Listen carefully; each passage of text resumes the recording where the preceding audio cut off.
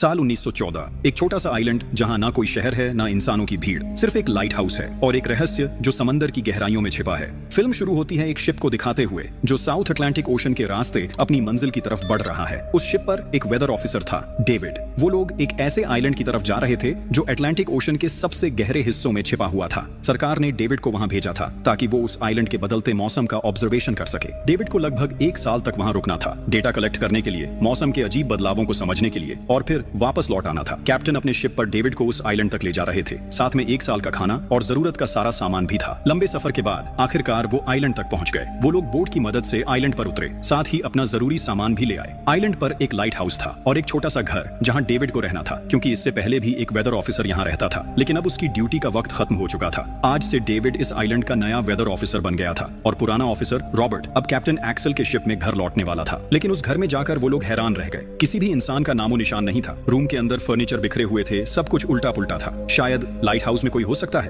Captain और David बिना वक्त गंवाए लाइट हाउस की तरफ बढ़ते हैं और वहां एक अजीब नजारा देखते हैं। पूरा लाइट हाउस तेज और नुकीले लकड़ों से घिरा हुआ था, जैसे किसी ने जानबूझकर उसे बंद कर दिया हो ताकि कोई भी अंदर ना जा सके। कैप्टन और डेविड ने लाइट हाउस का गेट कई बार नॉक किया, लेकिन कोई रिस्पॉन्स नहीं मिला। आखिर में उन्होंने गेट को जोर से धक्का दिया और अंदर घुस गए। लाइट हाउस के बिल्कुल ऊपर उन्हें एक आदमी मिला जिसका नाम ग्रूनर था। वो लेटा हुआ था। जब उन्होंने ग्रूनर से पुराने वेदर ऑफिसर के बारे में पूछा तो उसने काफी बेपरवाही से जवाब दिया, वो मर गया है, कोई भयानक बीमारी थी उसे। कैप्टन ने जब उससे डेड बॉडी के बारे में पूछा तो उसका जवाब और भी ज्यादा अजीब था, शायद किसी ने मार दिया होगा। ग्रूनर की बातें सुनकर डेविड और कैप्टन दोनों चौंक गए। उन्हें लगा शायद ग्रूनर की मेंटल कंडीशन ठीक नहीं है, लेकिन जब तक पुराने ऑफिसर का पता नहीं मिलता वो लोग कुछ कर भी नहीं सकते। कैप्टन ने डेविड से कहा, अगर तुम अब भी चाहो तो हमारे साथ वापस चल सकते हो। लेकिन डेविड जानता था अगर वो सरकार को इस आइलैंड का एक्यूरेट वेदर रिपोर्ट दे पाया तो उसे काफी पैसे मिल सकते हैं और पैसे की उसे वैसे भी जरूरत थी। इसीलिए उसने तय किया कि वो यहीं रुकेगा। कैप्टन ने उसे एक गन दी प्रोटेक्शन के लिए। शायद ये जगह उतनी सेफ नहीं है जितनी दिखती है।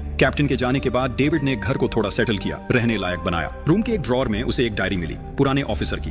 उस ऑफिसर ने 1913 में इस आइलैंड पर कदम रखा था। डायरी में आइलैंड के बारे में बहुत कुछ लिखा था, लेकिन सब कुछ साफ नहीं था। कुछ बातें अधूरी थी। डेविड हर लाइन को ध्यान से पढ़ता गया। डायरी में कुछ अजीब तरह के जानवरों के स्केचेस भी बने थे। डेविड को समझ नहीं आया उसने ऐसी तस्वीरें क्यों बनाई थी। शायद वो अकेला था और टाइम पास के लिए ऐसा किया होगा। डायरी के एक पेज पर उसकी वाइफ की फोटो भी लगी थी। डेविड वो डायरी पढ़ते पढ़ते थक गया और धीरे धीरे उसकी आंख लग गई। अगली सुबह डेविड ने अपना काम शुरू कर दिया, लेकिन समुद्र के पास पहुंचते ही उसके कदम रुक गए। चट्टानों के बीच कुछ पत्थर अजीब तरीके से सजाए गए थे और उनके बीच कुछ सी शेल्स भी रखे थे, अजीब पैटर्न में। डेविड ने सोचा शायद ये सब ग्रूनर ने किया हो। ये सोचकर वो दोबारा अपने काम में लग गया। मौसम का डेटा कलेक्ट करना, वही काम जिसके लिए वो यहाँ आया था। काम के दौरान जब उसने बाइनोक्यूलर से लाइट हाउस की तरफ देखा तो उसे ग्रूनर के साथ एक और इंसान दिखा, लेकिन फिर उसने सोचा शायद उसका वहम हो। रात हो चुकी थी और